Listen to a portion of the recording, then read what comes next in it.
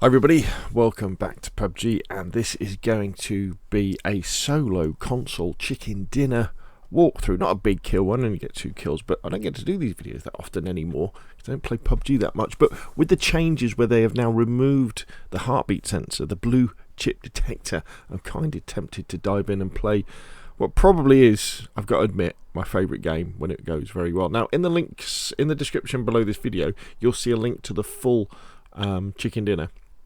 But what we're going to be doing in this one is just kind of pulling out bits of it, and I'll be talking about the strategy and tactics that I use in my solo chicken dinner. So you can see we're on Erangel. It's an evening, or is it an evening or a morning? Sunset's in the west. It's in the evening, isn't it? So what's my overall strategy? So I call it. I've got 2 basically. We've got D23E and D23C. And what they stand for is drive to the 3rd circle, and then either play the edge for the E or play the centre with the C. Over the last couple of years, I've really started to move towards playing the centre because people are so good at shooting now that it's very difficult to come in from the edge. So what that means is you look at the flight path of the plane, and the idea is to jump far along a road if you can, to get a vehicle to drive even further away from the flight path so that you can loot in peace. And then when the circle pops, the idea then is you just come to the edge of the circle on your side and try and stay safe, maybe get a little bit more loot if you want, and then come in again. And at some point, depending on where the circle goes, you'll make a decision about whether to keep playing the edge or to play for the centre. And that really depends on what's in the middle of the circle, because the idea behind that is that if you're in the centre of the circle, chances are you'll still be in the next circle when it pops. But if you're at the edge of the circle, chances are you won't be. So it's kind of this gamble that you have to do. And in this particular one, I have to make a gamble, and it pays off. What happens in this one, as you'll see, is the circle pops around about here, the first one. I jump southwest, go to Primorsk, come up the west coast, come into a safe house about here, and the circle pops around here. Then as I'm coming in, it pops again around the mountain.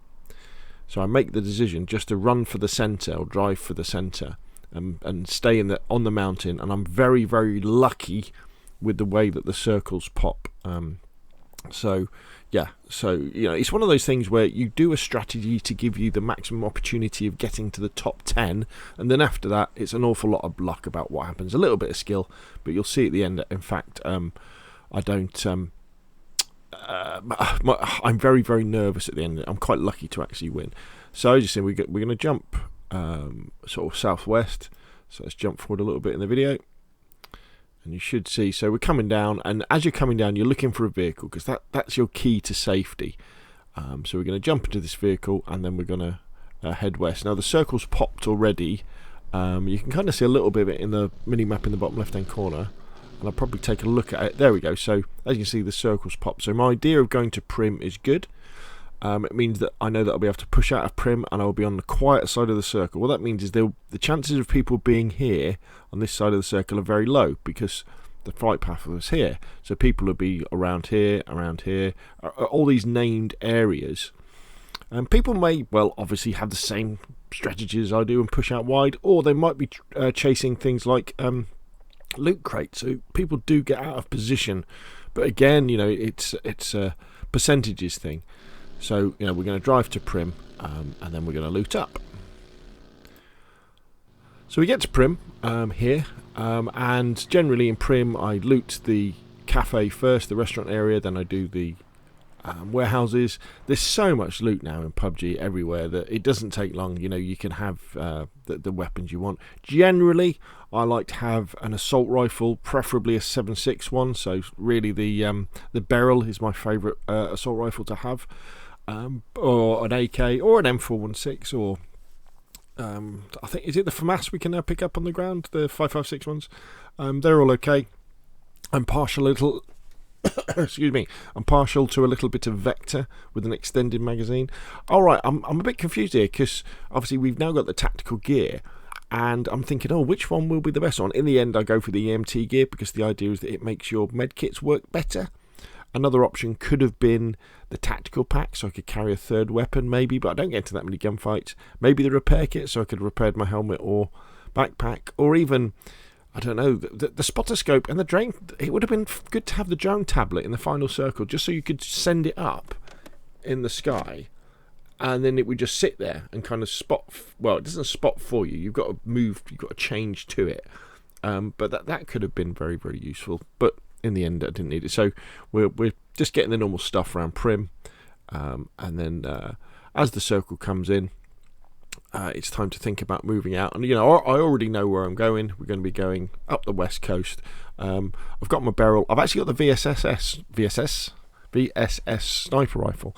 Really, I enjoy this VSS because it's very, very, very quiet. And one of the big problems in solos and PUBG in general is getting third parties. So what that means is you see an enemy, you shoot them, but as you shoot, someone who's around the corner that you didn't know about hears you and then shoots you. So if you can have a silence weapon, all the better.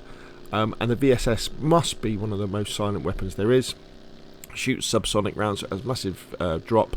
Bullets don't do that much damage, but you use it on fully auto. Basically, aim for the centre of mass of someone, and then you put a whole clip into them, and generally it will kill them. And the barrel's good because it just damages people so much that it wins in gunfights. I've been in many gunfights with things like the 416, and died to barrel, so you can't really go wrong. So we're moving up the west coast. Excuse me, I've got a bit of a cough today.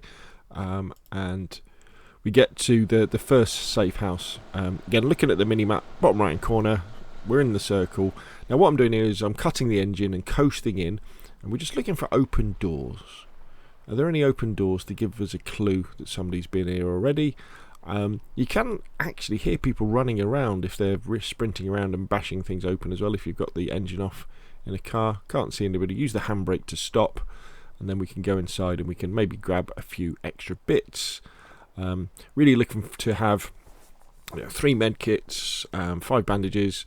Throwables is always important. You want a couple of grenades or a couple of Molotov cocktails, a couple of smokes to hide your position if you're in an open area and having to move through that, and that generally will do me. Level 2 gear as a minimum normally. If you can get level 3 stuff, even better.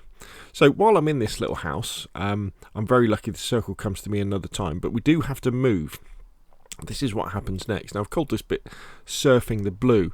So I've come out of the house, I've got back into the car, we fired it up, and we're waiting for the blue to come in, because the circle has popped towards the mountain. You can see the mountain there in the distance. So I know that when I get into a safe position, the next circle is going to pop straight away.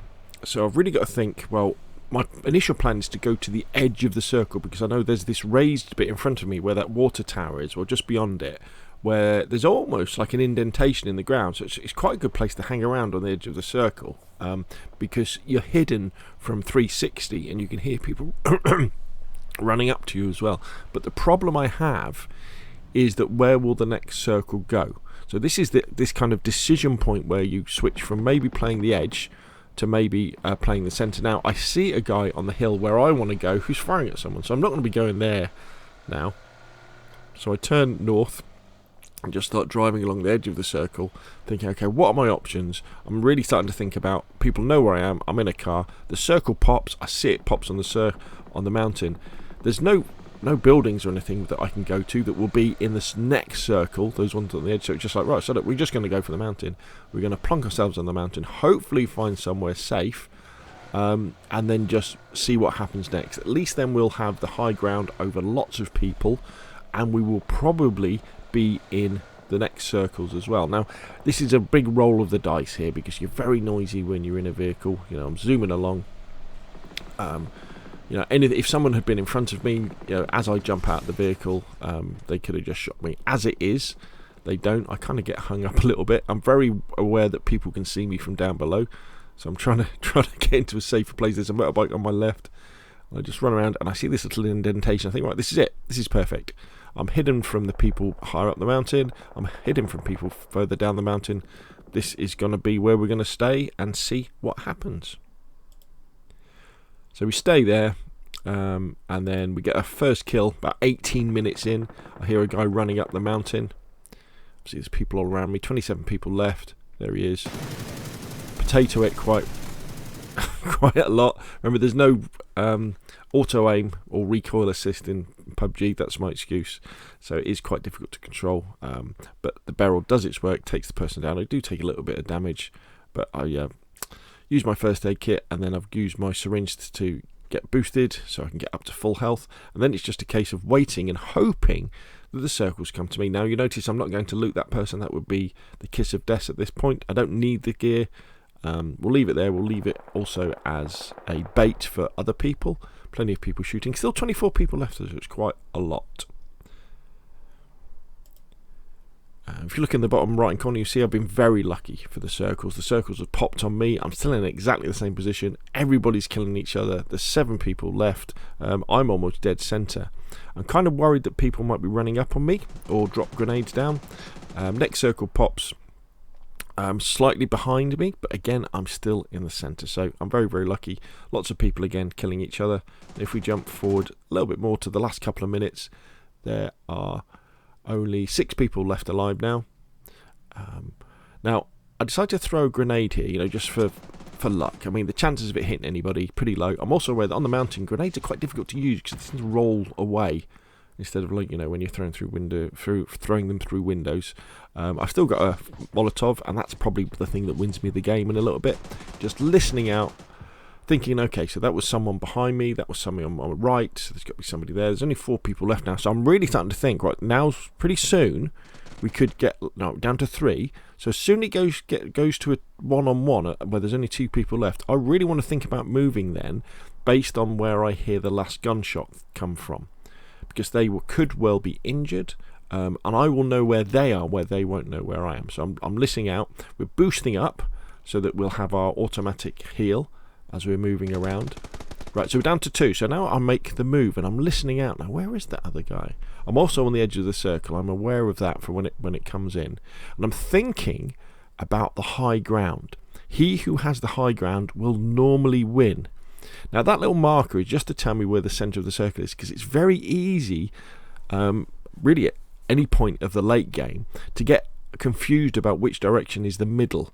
And you can end up running off into the blue, or trying to take a cover position behind somewhere that isn't safe.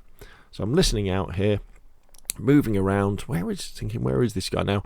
Obviously, I think he's probably going to be taking the high ground. So the blue's coming in now. I'm listening out, and I can kind of hear him, I think, sort of in front of me, sort of to my northwest. And I think, okay, so the blue's coming in. I don't really want to push over there. We want to push in kind of around the edge of the blue, getting the high ground. And then we're looking, where is he? I'm thinking he's in that dip right in front of me now, but he's not. So that means he must be where my car is. So it's like, okay, so he's taking cover behind there. Now, if he's using third person, he can see me right now. So I've got to be careful. So it's right, let's use the Molotov to force him out or do some damage. As it is, he is. And you can see I absolutely potato most of these shots until, I am all over the place. And the reason for that is I am just nervous and sweaty. Got the PUBG sweats at this point, and my controller is all over the place. My aim is all over the place, but we got the damage in with the Molotov. The barrel's got enough bullets in it with that extended magazine for me to finally, look how bad that is. My aim was terrible, but with a lot of luck, we got the chicken dinner. Okay, so hopefully you found that useful. If you have, hit the like button. If you want to see more of the same, press subscribe, and we'll of course see you again soon.